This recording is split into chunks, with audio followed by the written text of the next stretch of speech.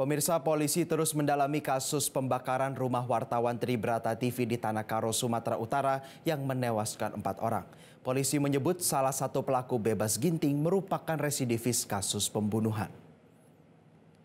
Kapolda Sumut Komjen Pol Agung Setia menyatakan penyidik telah mengetahui latar belakang tersangka bebas ginting, mantan pimpinan Ormas yang menyuruh membakar rumah Sempurna Pasar Ibu. Sebelumnya bebas ginting pernah dijerat kasus hukum pembunuhan sehingga kasus pembunuhan yang dilakukan bebas ginting lebih dari 1 kali. Komjen Pol Agung Setia menambahkan nantinya ketiga tersangka termasuk bebas ginting akan menjalani pemeriksaan psikologi dengan metode uji detektor kebohongan.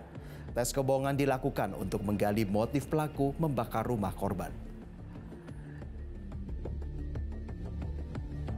Dari saudara B, kita juga sudah mulai menemukan fakta-faktanya bahwa memang yang bersangkutan sudah 2 kali ya menjalani hukuman, dan tentu ini menjadi background yang kita akan lebih kuatkan lagi.